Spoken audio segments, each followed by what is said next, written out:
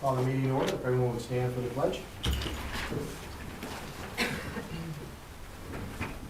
pledge allegiance to the flag of the United States of America and to the republic for which it stands, one nation, under God, indivisible, with liberty and justice for all.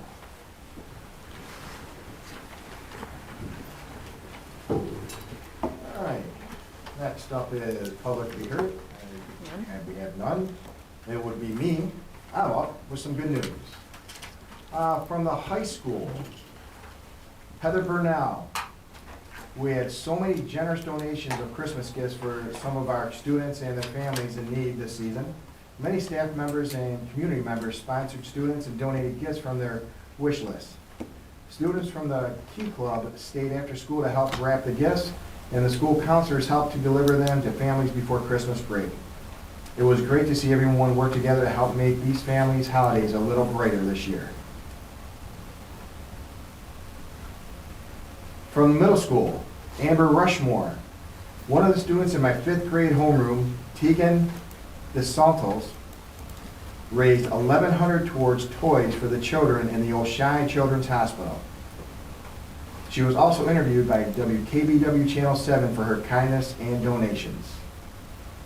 From Robert Morris, Principal Nataro, thank you to Amanda Thomas for her kind and caring way. She is a true leader and takes on many roles and offers support to everyone. Thank you, Amanda. And there's plenty more good news, so please, get the opportunity, get on there and take a look at it. Next up will be Principal Nataro, Assistant Principal Tori, and Lawton.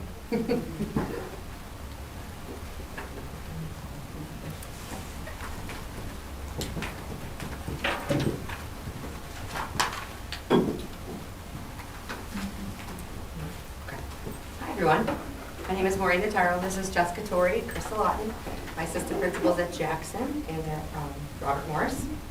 So as you know, we have 2 schools. Both schools are running very smoothly. Thank you for your support in keeping UPK within the district. Jackson currently has, actually we got 6 new students this week. So when I wrote this presentation, we were at 348, but it's plus 6.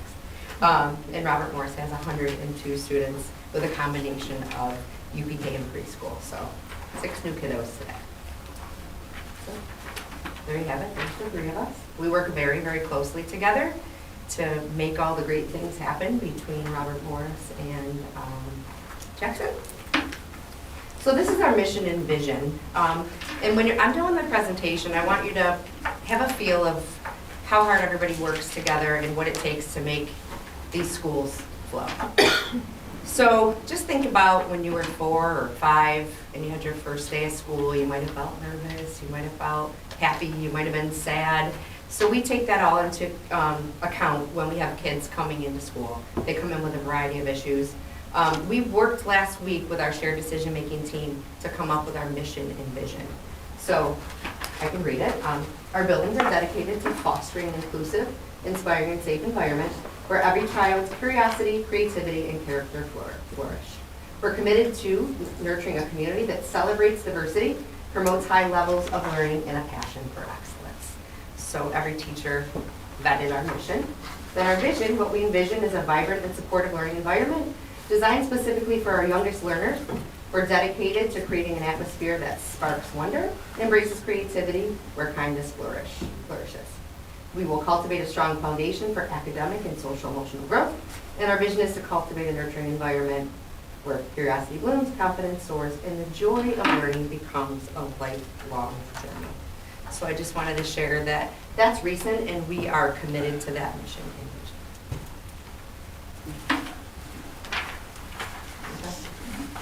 So our next slide, just how are we supporting our shared decision-making team and our strategic plan at Jackson Primary and Robert Morris? I know you've seen this plan all over. It's all through the district. So we're focused on a safe and collaborative culture. We want our students to have equitable access to learning. We have many, many things in place to ensure that, and we have many checks along the way. So I think getting our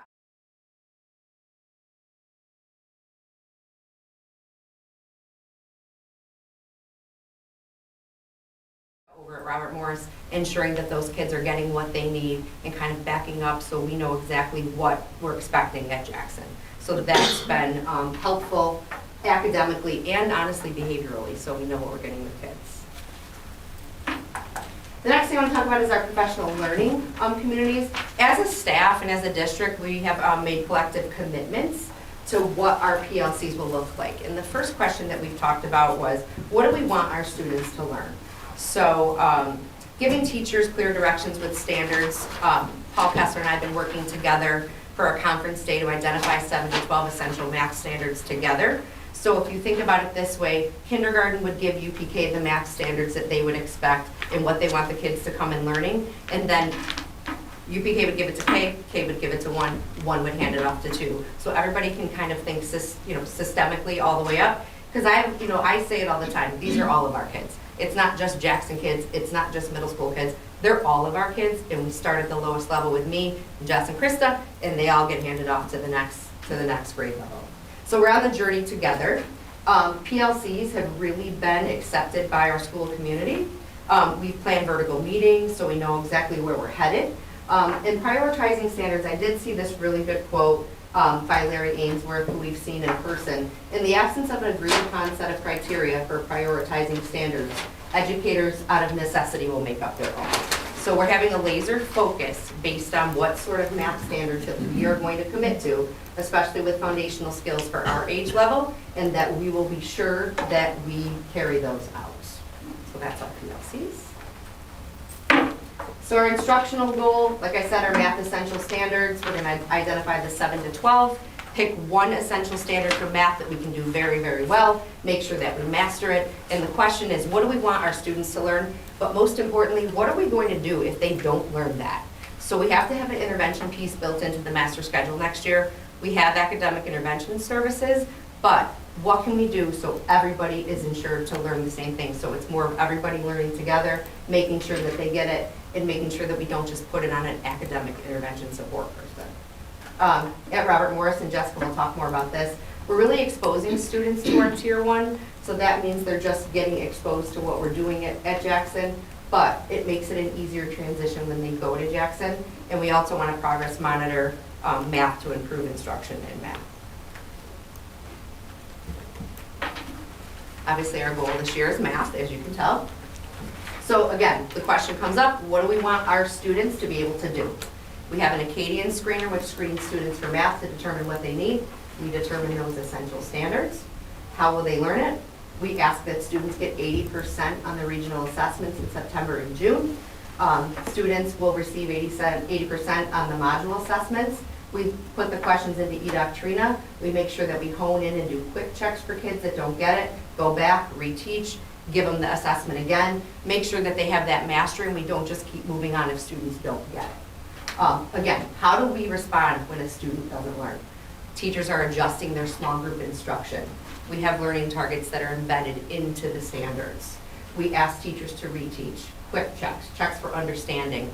At the beginning of the year, we did a mini math boot camp where we took iReady diagnostic scores and iReady categorizes kids in red and yellow or green. So we took our yellow kids and our red kids, we did a quick boot camp, put them through what they didn't know to have them set up to start the year in a better position. We did it for about 4 weeks in September.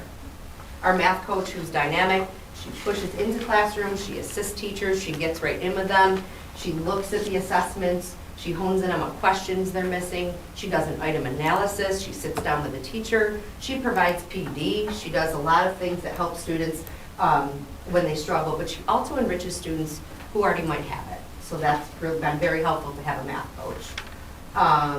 And then extending learning for students that already are proficient. So the academic intervention teachers, they take Tier 2 and Tier 3 groups. We try to promote math through education and through family nights. We had a math and movement night. That's a company that comes in and plays math games with students and parents. We did that over at Robert Morris in October. We'll start extended day in February where kids can get an extra intervention for ELA and math. And then we also have cross-curricular collaboration where you might walk into Mr. Merzak's PE class, you'll see numbers on the wall. You'll see him talking about foundations letters. You'll see him having the kids skip count. So we're trying to just embed it wherever we can. If you've been in the building, you'll see we have numbers on the walls, we have letters on the floor. It's just a vibrant, vibrant place to be where there's just learning everywhere, where students are really engaged at all times. So our goal 2, I'll turn it over to Krista. Hello. So goal number 2 is safe and orderly, but most importantly, how can we meet all student needs? In October, we were able to think about things that our faculty might need to support our students in the best way possible. We met as a whole group to discuss and collaborate and pool our resources about behavior management. So we were able to meet with our mental health team, and then we were able to come up with a plan for how we can best pool all the resources that each of our teachers had in terms of certain things in order to do that. So things with preferred and non-preferred behaviors that occur during transitions, or that are sensory related, or that are behavior in nature, but then what are those specific things? Each group discussed the topic and shared resources, so they were able to be like, okay, here are all the things that I've made or that we've made as a small team, but how can we show that to our whole group? How can we then share that with other teachers that we work with in case they need to pull that resource for a certain student quickly? Token boards, positive behavior charts, we are constantly data tracking, but showing other teachers maybe different charts that they could use in order to data track, ones that could be more efficient, ones that you could use in certain times, and then making sure that our aides are trained during conference days, because they're in the classroom as much as everyone else is, and being able to have that training is really important. And professional development for our teachers. Learning walks are happening this month, and we're able to reflect on those. So our learning walks, I just want to highlight that for a second. Yeah. We give teachers release time to go see another teacher in a different grade level. They can go to Robert Morris, they can go to a first grade classroom, and they can just look, and maybe they're struggling with a student that can't calm down. And maybe they go to another classroom and this teacher has a calm down corner, and they learn something new from that, and then we'll reflect back at our March faculty meeting what that looked like. They follow a protocol, they take notes, so that way they're feeling like this collegial, they're not alone and they can help each other. So it's been going really well. As a former teacher, you get silenced sometimes, and it's just really nice to be able to see what other people are doing. What is it? What's the word? Oh, I didn't realize it was like this. Sorry. So these are examples of behavioral strategies. So when I'm upset, I can. And then sometimes kids have a hard time in terms of if they're not regulated, being able to use language at that age is hard, so they can point, which is easier. So we can talk about the things that they can point to. This board right here is one that has more things on it. Sometimes we just use 2 things. So sometimes the student just needs, I need a break, or I need to talk to someone, or I need a break, or I can continue, I'm okay. So being able to give them that language is important. And then students that need the first, then, and then next. So what are we doing now? What are we doing next? And what are we doing after that? As adults, we need those things. So being able to have them as students are really important. I remember going to college and seeing agendas on the board for the first time and being like, this is amazing. This decreases anxiety for so many people. And then being able to, again, with language, asking politely. These are called social stories. So how can we teach kids how to do simple things like this? So how do I ask? And that sounds really simple to you or I, but sometimes it's not. Sometimes they don't have the language for that, and they don't know the steps in which should occur for certain things. So being able to show them that is really important. Our next slide is our annual data collection. And data is a powerful tool for meeting the needs of individual students and for informing and improving professional practice of the entire team. It provides a clear picture of how the school is performing overall. Educators know that the effective use of data can measure student progress, evaluate programs and instructional effectiveness, guide curriculum development and resource allocation, promote accountability, and most importantly, ensure that every child learns. So up here on our screen right now has all of our annual data collection that we do at the beginning, middle, and ending of the year for our pre-K students all the way to our first grade students. This is our tiered instruction. So this is Jackson's response to intervention triangle, and that's a practice of providing instruction and or intervention that matches the student's needs. Each tier represents the instructional level of students in the classroom or the school. The Tier 1 programming, which is this green section right here, is aligned to standards, is engaging and rigorous, and it meets the diverse needs of a classroom of learners. This curriculum is listed in that green area that I shared with before. The core instruction for all students is preventative and proactive, and the different examples that we have for our students in pre-K through grade 1 in literacy, our students are using foundations. So preschool, it's more exposure, and our first grade and our kindergarten students are also getting that. Haggerty as well happens pre-K through grade 1, GEODS and K in 1. Our math programming is Eureka Math for pre-K through grade 1. And then we also have different tiered SEL and behavior interventions that we do school-wide. The programs are taught by teachers that have received professional development to effectively deliver with fidelity the curriculum to students. Having the right data and knowledge to diagnose learning needs is crucial to shifting the distribution of students within these tiered levels.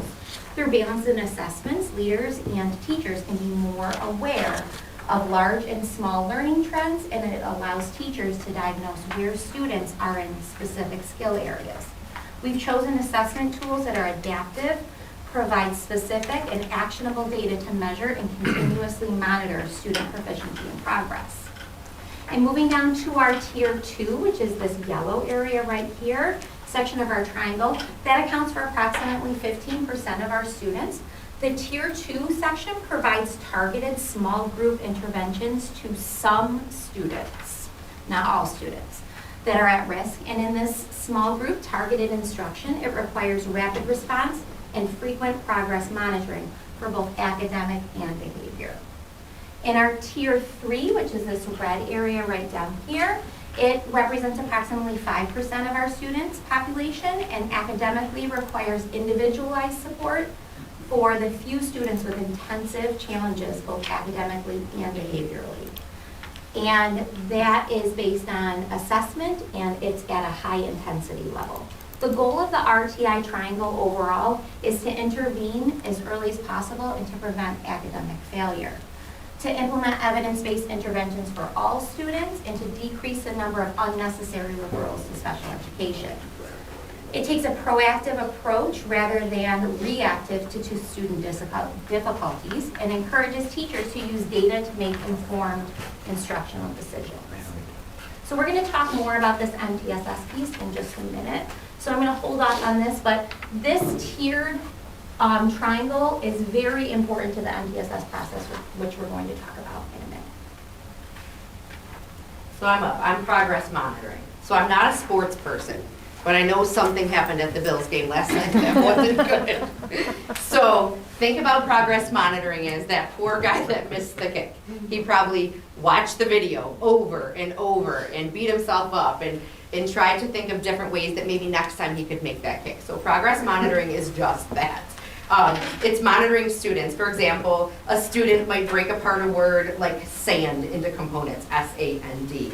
And it helps them understand the letter sound combinations and how they work. It'll help them read to spell words. So our teachers progress monitor our students. In kindergarten, they use foundations probes twice a month. And our teachers progress monitor our kids themselves. And they take that data and they go back to their small group instruction and they look at that data and they change that and monitor it to tailor the needs of the students. So it's not just kind of like everybody gets the same thing. They progress monitor, they look at it, kindergarten, same thing. They target tier 2 small group instruction. They test for letter naming fluency, phonemic segmentation, nonsense words, oral reading fluency, which is obviously we want every student to leave Jackson Primary before they go to John Kennedy, being able to read and comprehend. AIS uses M-Class. I'll talk more about that later in the presentation, but we also use DIBELS for progress monitoring bi-weekly for students in AIS. It's another targeted intervention where Jess was talking about in that green or red triangle, where those kids come in and then those teachers go back and talk to those teachers and say, listen, here's what I saw in M-Class. Here's what I saw when I had them in AIS. So then teachers can differentiate the skills so students can get exactly what they want. So multi-tiered systems of support. It's used to provide an adequate and equitable tiered support for all students, which also supports educators to be effective and efficiently help our students. It encompasses the whole child, academically, socially, emotionally, and behaviorally. The system helps improve student outcomes through screeners, tiered supports, which was that triangle that I showed you before, progress monitoring, which Maureen just talked about, and data-based decision making. This process is a collaborative process, and it includes all stakeholders and involved in making a data-driven decision that best supports the needs of the students. So in our multi-tiered systems of support team, those teams look like the assistant principal, the mental health support, so our school counselor, our school social workers, any related services, OT, PT, speech, special education teacher, classroom teacher, but the main team is the assistant principal, the school counselor, and school social worker, and the school psychologist that work together. And then everyone else, depending on their students that come in, they rotate in and out depending on what students and who works with which kiddos. So multi-tiered systems of support, like I said, is a very collaborative process. And we are going to be introducing it at the UPK and preschool level this year. So in the past, not in the past, currently, our students that are in UPK or in preschool, any student that receives any type of services at UPK or preschool level, so if that's OT, PT, speech, anything like that, if they're not school age, they need an IEP through our CPSE process, which is our Committee on Preschool Education. So any type of those services need IEPs. Oftentimes, when students are getting ready to leave preschool and UPK, they're declassified when they're heading into kindergarten. So, and then those records are often sealed. So when they enter kindergarten, sometimes we have kids that are moving into kindergarten and we don't have enough resources on that student. So by starting this MPSS process, this collaborative process and working with Jackson, we're going to try and close that gap a little bit more in moving our kiddos from Robert Morris over to Jackson. So what that means is that during annual review time around March, we're going to, meet with teachers and look at the students that are going to be declassified leaving preschool and work with those teachers to get the forms ready to go and get the initial meetings for the MTSS process kicked off and working with Jackson so that they know what's coming their way, that if we have interventions, behavioral supports, that way all of that is monitored and noted for those kiddos that are going into kindergarten. So it's a smoother transition for those kids. So that is something new that we'll be working on this year. And then for our students in kindergarten and first grade, MTSS, we really have worked very hard on solidifying what that process looks like and making sure that the process between us and heading to John Kennedy is similar. We use the same forms, everything's passed on. We have started using branching minds, which is like a data warehouse where we will also be able to house all the information from MTSS in K and 1. So that's what's new with our multi-tiered systems of support. So you can look for this happening for UPK for a smoother transition over to Jackson. And also the branching minds piece will be essential in heading students and tracking students for the future also in heading to John Kennedy with future levels. Okay, this is the data cohort spreadsheet for UPK and preschool. And this data cohort spreadsheet is very similar to the Dial 4 that we use for kindergarten screening. So I'm going to explain what all these numbers and letters and everything, what it looks like up here. So the Dial 4 is a kindergarten screening tool that we use to help predict a child's success in the classroom by determining if their skills are appropriate for his or her age level and which interventions are needed.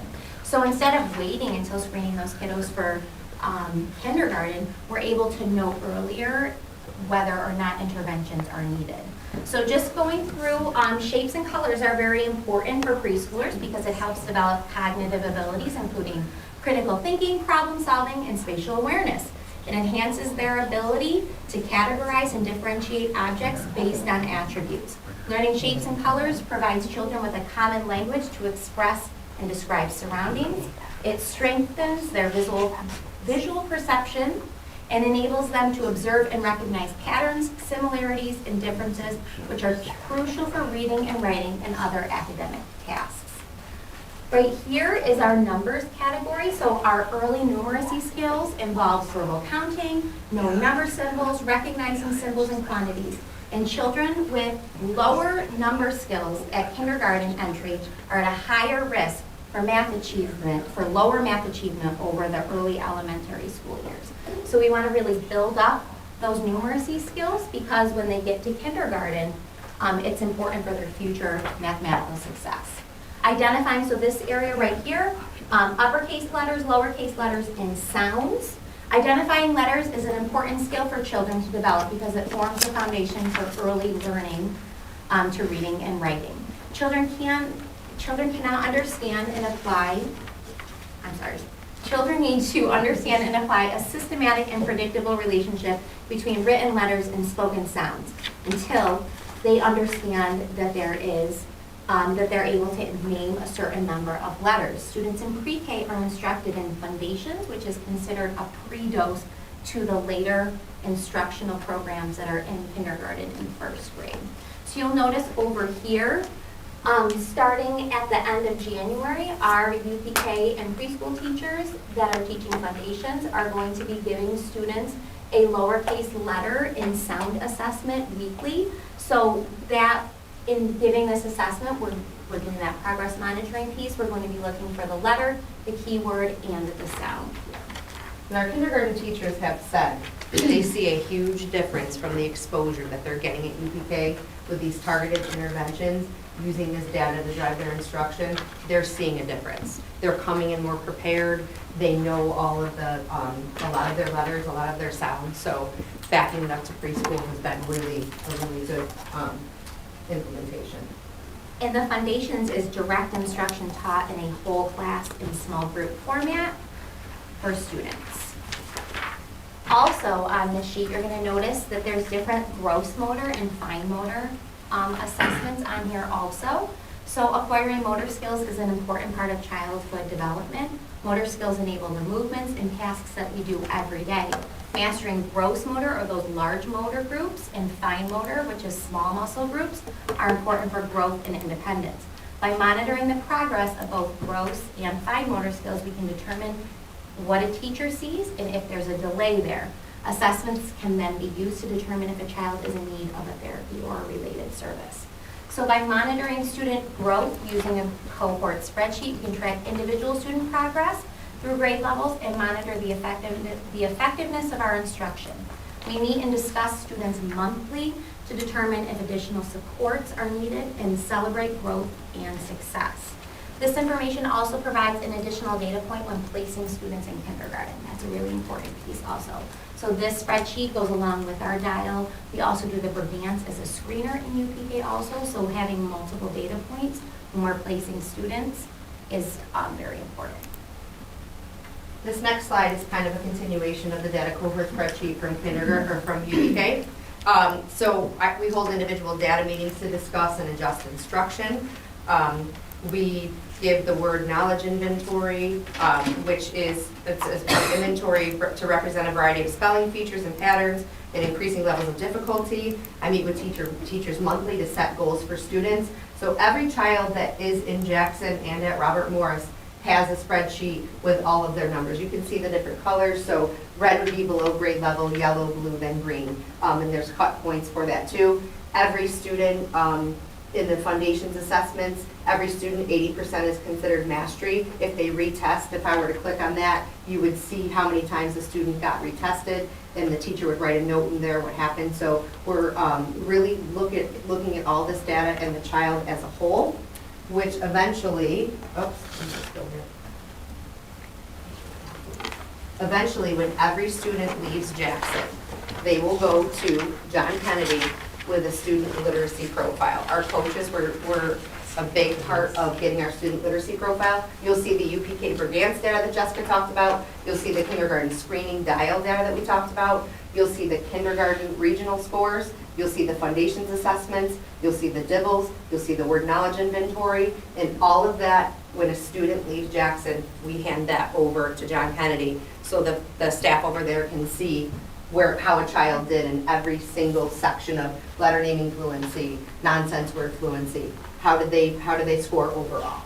So all this goes on to So our pre-K kids have started this now, and it really is a nice snapshot to then provide an overall academic picture. Just backing up, yeah. I did skip one slide here. This is one of our teachers. She's just discussing what chem class is. So. Hi, I'm Debbie Maselli, and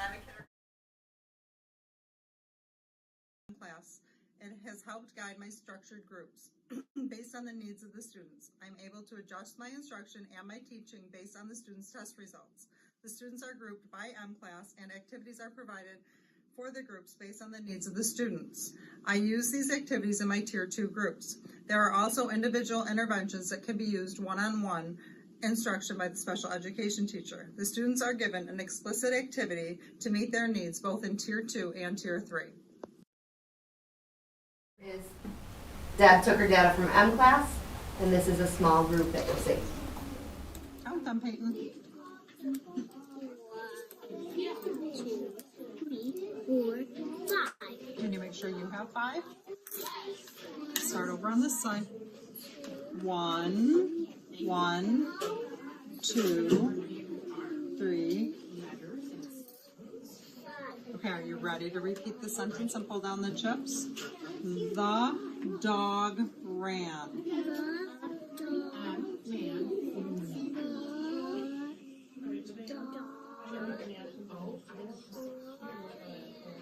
Okay, let's say that. Let's tap it and say it. Ready? Tap it with me. The dog ran. So do we need this one? Let's push it back up. How many words are in that sentence? Count them. How many words was that, Payne? Nice job. Can you push your chips back up? They're adorable. So M class, you have everything you need to support every type of learning in your classroom. It includes advanced learners, multilingual learners, all students at any kind of risk for any kind of reading troubles. So really M class, the teachers are starting to embrace it. It really is a great tool. What it does is after they take the Dibbles assessment, it will group the students for them. So if I'm a teacher, I give them the Dibbles assessment, it will show where they fall down in the skill, and then M class will group them together and give you a list of activities to try with those students and progress monitor them. So there's really, I mean, if you try it, and then it'll rearrange them as many times as you want them to. Krista, you're up now. So this is a great slide to show a lot of the things that we've been doing that involve the community, that involve families, and kind of bridge the two. Batavia's community inside and out of school both play an important role for our students. By including local businesses and organizations, we can enhance the students' educational experience. So involving the community also fosters diversity by exposing students to different perspectives and cultures and experiences. This is really small print, so I'm glad you have it in front of you. Yeah, so a lot of the different things that we do. So SEL, if you don't know the acronyms, is social emotional learning. So that looks different in different grade levels. It looks different in different schools, but this is some of the things that we do in order to foster that. One of my favorite things is Circle Up, being able to go into classrooms and being able to see circles of students, building community in the classroom, talking about, they can do academic topics or social topics, being able to talk about something that they're doing in class, and being able to build that community is really important. DEI is diversity, equity, inclusion. So being able to look at different types of authors from different backgrounds. We have our Gather Here assembly, thanks to Jess. Tomorrow moved from the snow day. I'm glad they were able to move. So that's really exciting to do tomorrow. Jess, I don't know if you want to touch on what that assembly is. Yeah, it's a multicultural assembly where the kids will be singing and dancing and learning about holidays from all around the world. Which is really nice at holiday time. We did our DEI ornaments, so students were able to look at different traditions that they have at home and to be able to take pictures of those or draw things that had to do with their traditions that they have at home. It was really nice to see them in all of the hallways. Instructional, so we have Ag in the Classroom. Cornell Cooperative Extension does that. Batavia Education Alliance is able to do things. Our parent involvement is more than I've seen in the different districts that I've been in. The amount of community in and out of our classroom for different things, not just like the structured things that you see there, but also just the amount of parent volunteers or family volunteers that we have, church members, all sorts of different people who want to be in our classrooms and be a part of it. Then those are the fundraisers that we do. Students get excited about those. We're able to raise funds for different things. Yes. So these are two exciting things. So both of our coaches, so Marie and Anne Marie, they set up a book tasting for our students. So they brought all the students into the NPR and they created like a Starbucks for students, but it was a book tasting. They were able to move to different tables. They had a special snack. They were wearing Starbucks aprons. It was magical. It was beautiful. They loved doing it. They're so excited to do that, and the kids were super excited to look at different books and to just do something celebratory around instruction. And then our SAME coaches went into the classroom right before our iReady diagnostic. So iReady is a tool that we use in order to see where students are at with reading and to help with instruction. And before our January diagnostic, they went into the classroom with their outfit of who's the mascot? He's the iReady. That's character. Marie. Yeah, Yeah. well, that's Marie, but. And the students also see when they're taking their Yes. assessments. And it wasn't just an assessment for them. It was, they were able to celebrate where they've come in the middle of the year. Just some Oh, more of what we just pictures. talked about. Yeah. Right. So this is from, I think the event at Robert Morris down here with the chickens. Yeah. This is our fall festival at Robert Morris. We simulated a pumpkin patch.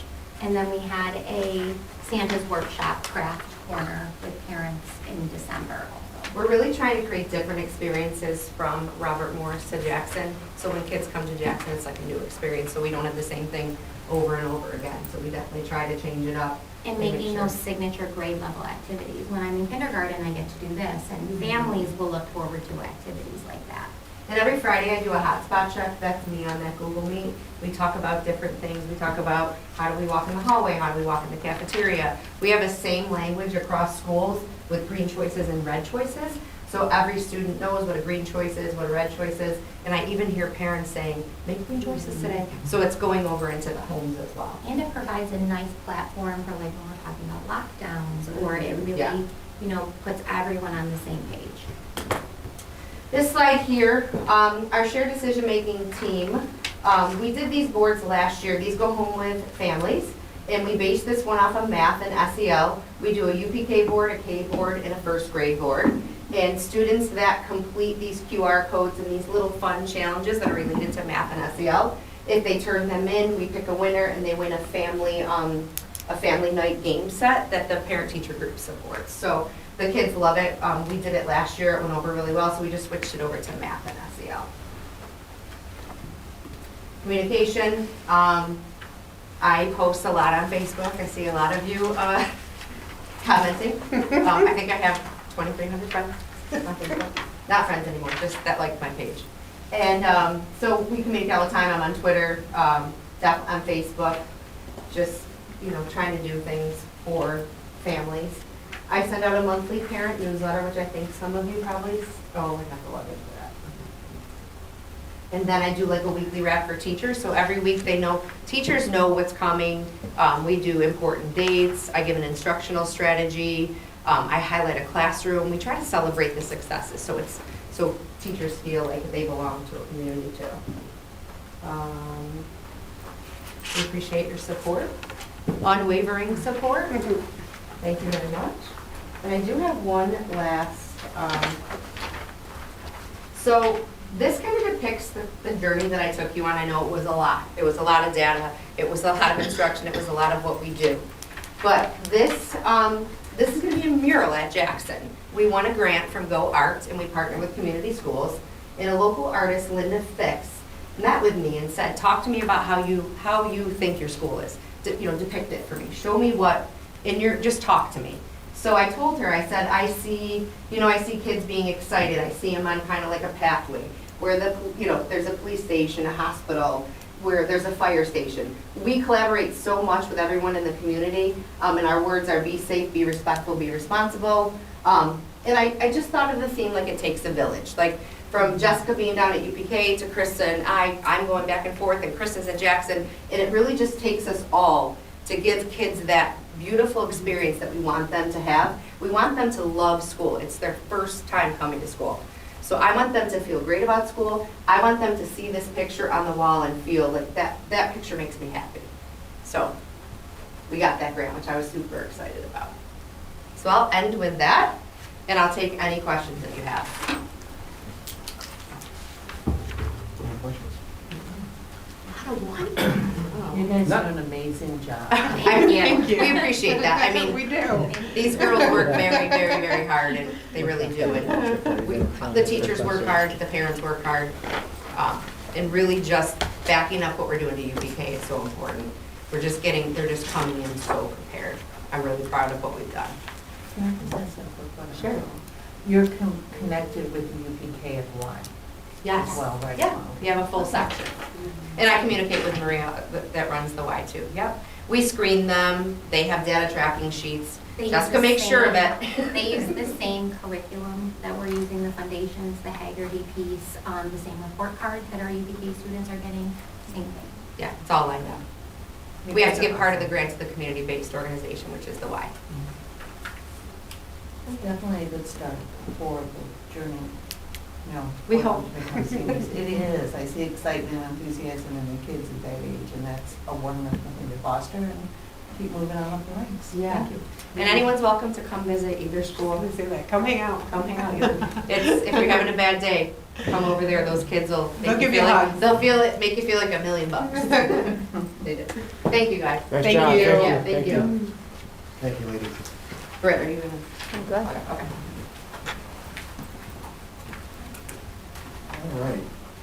Next up is Superintendent Smith's report. Thank you. So I want to just recognize this past Saturday, John and I and Allison were at the legislative breakfast at BOCES, or at Iron Virgin, sponsored through the School Board Association. So I just want to recognize Kathy Zipkin. Last year we recognized Karen Wood and her drama club. This year we were able to recognize Kathy Zipkin and her dog Tilly. This next picture here that John and Allison saw that she's recognized as one of the Student Service Award recipients. Tilly is now in all of our schools, including the district office. She comes here about every other Friday, melts all of our hearts, right? And we see Tilly, she comes to the high school. Before she was just in JK, and now we've expanded her across the district, so I'm very pleased to have that recognition for her last Saturday. Also Saturday, as John and Allison can attest to, we spent some time with our lawmakers, Assemblyman Steve Hawley and Senator Brello's representative. Right now, Andy's going to give you an update in February, but right now we're slated to receive a reduction in foundation aid, even though our expenses are still on the rise. This is what the governor has proposed. As you know, advocacy efforts are well underway before the legislature finally adopts their budget. So we have that piece where we're having a reduction in foundation aid, but like everywhere else, expenses have gone up. But we have several federal grants that are due to expire in September, so we're dealing with that as we speak. As I said, Andy Langwell had the first budget draft for us to look at in February using these raw numbers, and then from there we're going to proceed all the way through budget season. I would encourage the board to look at the emails both from NYSBA and from rural schools. That gives you the most insightful information. Wednesday, Andy and I are going to join a webinar with David Little from rural schools to learn more about it. So the advocacy efforts are going to continue with Assemblyman Hawley, Senator Brello, to make sure we get what we need to operate our school and keep our programs intact. So there'll be more of that coming in February. I want to recognize our buildings and grounds crew with the weather we've had the past couple of weeks. We obviously had that big storm over the Martin Luther King holiday. They were here on Monday. They were here this past week when we had some snow, so I want to recognize Chad and his crew for that. Cell phone protocols. We've established some protocols at the high school. We're now in the process of transitioning those at the middle school. Mr. Corzelis is making his staff aware. He's working with the staff as we speak and parents. So the cell phone protocols that overall have been received well here. We're going to start that at the middle school. The school tool parent portal is now open. This is for students in grades 6 through 12 for their families. They can now log in and check on their grades. We had that prior to COVID. It's been some time. I want to thank Julie Rogers, Brian Sutton, and Emily Benedict for getting it up and running. If you have children in the high school or no families that do, encourage them to check their email, parent square, log in, and have up-to-date information on that. Dr. Corey is going to update you briefly on our learning on our PLC project. You heard Maureen and her crew talk about standards and guiding questions. We've had several meetings already with our trainers. Allison has been on a couple of the calls. But Molly, you want updates on the status of that project? So far, we're about halfway through. It's going well, but just give us an update. So the January conference day is going to be dedicated to all teachers will prioritize their standards. Jackson and John Kennedy are working together. They've been having collaborative meetings with their department chairs and coaches. So they'll be all together so they can look at the standards vertically, at least UPK through grade 4. Middle school and high school, it's a little bit more complicated because there's so many teachers with different subjects. So they're going to be running the same protocol. I'm taking the special area teachers. Looks a little bit different for art, music, and PE. But we're all excited. It's really pulling people together in ways that just going a little bit deeper, a little bit more intentional with thinking through the questions. The biggest difference with a data cycle is that we're teaching teachers that we want to respond quicker. They're saying that the biggest impact comes when you can respond within 48 hours of having an assessment piece where you really work with the student to make corrective action. So that is, we're about halfway through that. There's more sessions coming up. Just want to thank Molly and our principals for their commitment to that. And finally, Molly and I just went to Go Art and saw our student art show. The advanced art students have some fantastic artwork on display. If you have some time, stop at Go Art. I took some pictures. We're going to post on our social media. But they were really quite impressive. So if you have some time, stop down there. They're through all the way through March right now. Through February 24th. And then the next art show is going to be in March at the library. So it's really, all this year is very impressive too, of course. And the work we saw down there was even more impressive. So I would encourage you to take some time. We saw all of our advanced art students, and they really had some fine instructors there, and the work shows it. So, any questions? Okay, thank you. Thank you. Yeah, thank you. All right, next up, student ex officios report. Peyton Woolard. So first off, our orchestra had their concert this past Wednesday. We were extremely worried that they wouldn't be able to have it because of the storm that was coming. Luckily, didn't get canceled, and it, from what I've heard, it went amazingly. It featured the orchestra from JK along with our high school level, but that went amazingly, especially considering the weather that was going on at the time. And then we also have multiple concerts coming up. We have our chorus concert coming up on the 8th of February. And then I also heard today that we have our rock band concert coming up as well. I'm not too sure on the date of that, but that should be coming up soon. We're currently planning the annual snowball for the year. It's scheduled for February 10th, and we're currently in the process of getting decorations and supplies ready, along with getting people ready to sell tickets during lunches, things like that. We're hoping that it's going to be as big a success as the fall ball earlier this year, which was one of the best school dances we've had in a long time. We also are planning a mental wellness day for students. This would be happening on February 12th, our Ladle Rival Day. We have some standard different rotations going on at the school itself, but we're also lucky enough to be able to be hosting broom ball at the ice arena and bowling at Mancuso's for some extra options for students at the high school.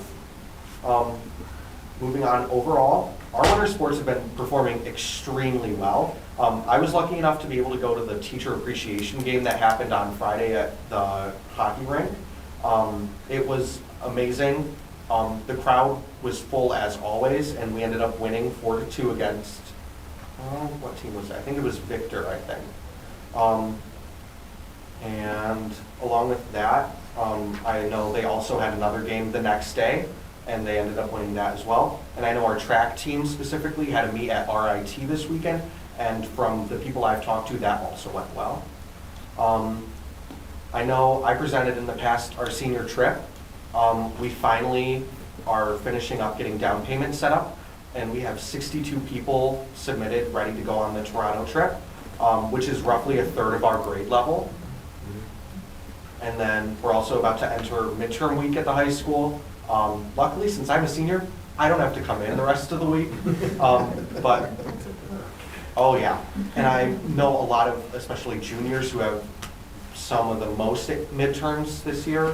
They've been preparing, and I'm sure they're going to do amazingly. And as Mr. Smith mentioned, we have the art show going on tonight at Go Art. I have some friends who are in it, and I've seen their work. It's so incredible. And just seeing all of the talent coming from our district, especially in the high school level, it's just amazing to see how much of an impact our art teachers have had, especially with like changing circumstances. It's just been amazing to see, and I'm so happy they're getting the recognition they deserve. Any questions for Chris? Okay, thank you very much for your report, appreciate it. All right, next up is consent grouping. I'll be looking for a motion to approve the grouping of consent items. Could I have a motion, please? So moved. Ms. Bowman? Could I have a second? All in favor? Aye. Any opposed? Okay.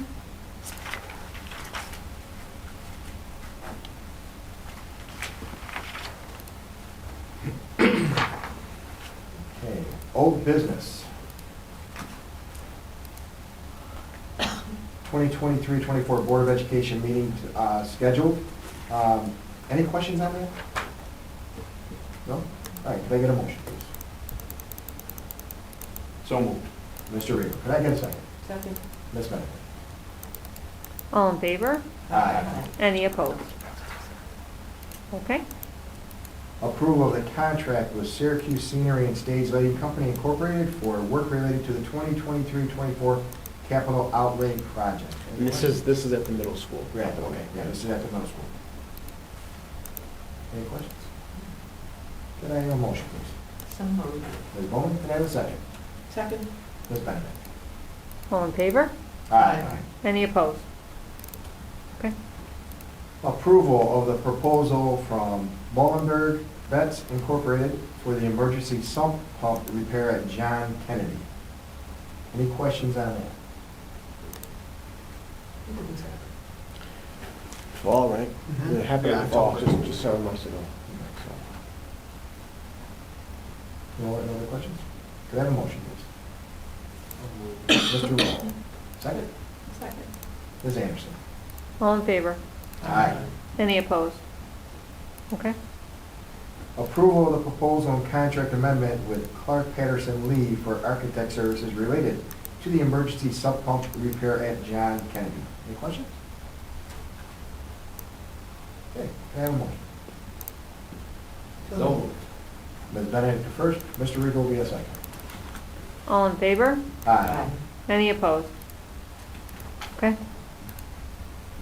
Approval of the proposal and contract amendment with Clark Patterson Lee for architect services related to the 2024-2025 capital outlay project. Any questions? I guess I'm making the assumption that they,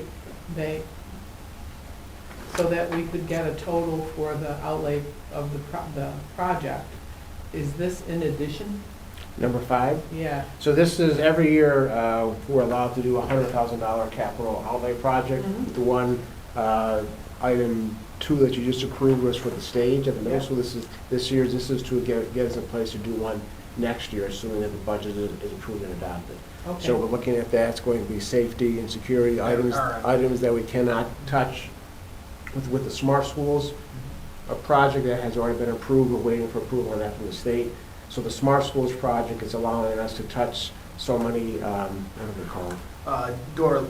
Electronic door devices. Yeah, so the ones we can't touch with that project, Mhm. for safety and security, our plan, pending the approval of the budget and all that, is to get the rest of those approved through the outlay project next school year. And this is a fixed fee. That means that they won't be asking for any more even if they come into an issue.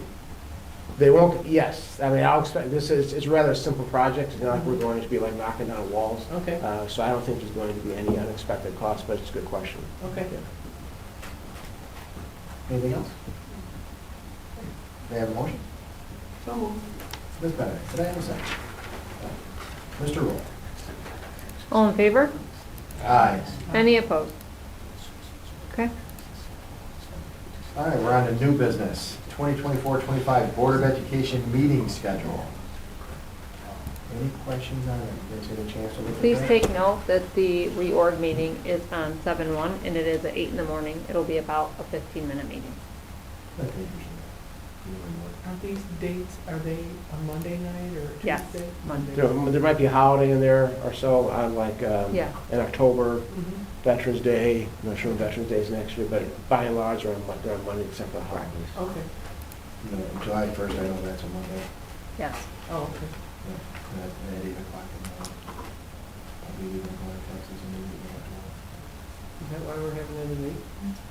I think we usually do that. Yep. All righty. Any other questions? All right, could I get a motion? So moved. Ms. Bowman, could I get a second? Second. Ms. Anderson? All in favor? Aye. Any opposed? Okay. All right, approval of the financial risk assessment and corrective action plan prepared by Lumsden McCormick LLP, FY ending 6/30/24. Any questions? Can I get a motion? So moved. Ms. Benedict, can I get a second? Mr. Roll? All in favor? Aye. Any opposed? Okay. Approval of the Batavia City School District Workplace Violence Prevention Policy Statement. So this is a new requirement by the Department of Labor. Schools have to adopt this pending your approval. We'll notify our staff. There's some training that has to take place that Tricia will be working with our staff on. So this is another mandate from the state we have to adopt. So this is what we're recommending. This statement is pretty much off the Department of Labor website. Once it's approved, we'll have it posted and we'll have that all set to go. Anything you want to add? Nope, that's it. That's good. Yeah, first step. Any questions? Okay, can I get a motion? So moved. Ms. Benedict, can I get a second? Mr. Roll? All in favor? Aye. Any opposed? Okay. All right, number 4, Batavia High School course proposals for the 2024-25 school year. Any questions on this? Just again, these are all contingent upon enrollment in the courses. No additional staff is needed for these courses. And the courses that would run, we have courses that run every other year, not every course runs every year. And again, it's contingent upon enrollment in those courses. But usually we shoot for 15 or more. I'm just gonna ask what kind of enrollment you're looking at. 15? Yeah, 15 or more. Any other questions? You answered my question. All right, could I have a motion, please? So moved. Ms. Bowman, second?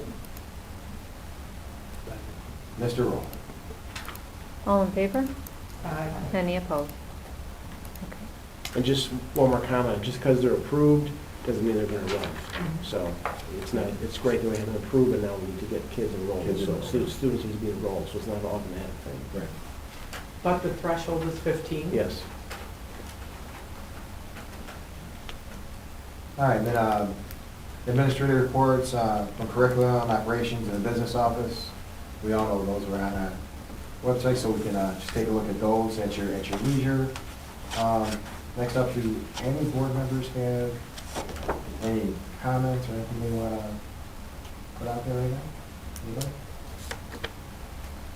Only that the legislative breakfast was somewhat informative.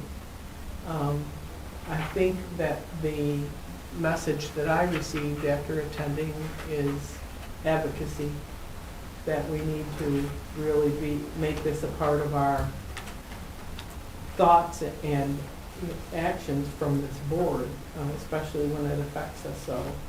And I know that Mr. Smith's whole point in the sessions that we went with, that he said at several moments, he wants a budget on time. Yeah. And I can State budget understand on that, time. state budget on time, I can understand that, we don't know what our numbers So the are. problem is, I mean, right now we're going with these numbers, and other schools have received far worse news than we have received.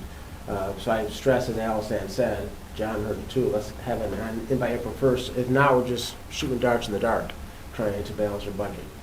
We'll make it work, but I stress that. And then he said next month, Andy will have a nice update for us on the first draft of the budget. And I was in a session with Assemblyman Hawley when unfortunately the Wyoming school district was talking about their foundation aid reductions. And he actually said, there was no media there at that moment, he actually said that he felt that the education numbers would improve after the conversations they'll have with the governor or with their advocacy groups to change. He was really quite, adamant every year, even though they start at a specific level, education usually gets more than what the governor actually proposes. And I thought that was sort of encouraging, whether he said that for the Wyoming school district that had their foundation aid really cut. I wasn't sure, but he did say that. Yeah. And I thought that was a little, you're lucky the media isn't here. That's true. Mhm. Anybody else got anything? I just wanted to say, just on our wrestling team, they took second in the Division II Doomy last week. And also tomorrow night is senior recognition night for our wrestling program, so if you get an opportunity to head over there, I know they have a few seniors that are going to be recognized from both Attica and Batavia. So that's all I have right now. There's one thing, I attended a session of a PLC program that's going on, and the woman from Washington State, Janelle, I'm sorry, I don't remember her name, a very impressive superintendent with a lot of good advice about professional learning communities and a lot of insight. And her message to Board of Ed was advocacy too, and supporting the programs throughout your district. That it's a very important program, and I think we're learning a lot from this series of PLC sessions. At We least really I- have, I'm honestly, Molly will test for it, we really have principals and teachers and coaches really, excited about it, Good. and doing the work, and it's really been exhilarating. Mhm. Learned a lot. That's good. All right, we are going to be going to an executive session. We will not return to public session. The call for executive session is to discuss matters relating to the medical, financial, credit, or employment history, or particular person or corporation, or matters leading to the appointment, employment, promotion, demotion, discipline, suspension, dismissal, or removal of a particular person or corporation. Can I have a motion, please? So moved. Mr. Roll. and Second. Ms. Benedict will be a second. All in favor? Aye. Any opposed? Okay.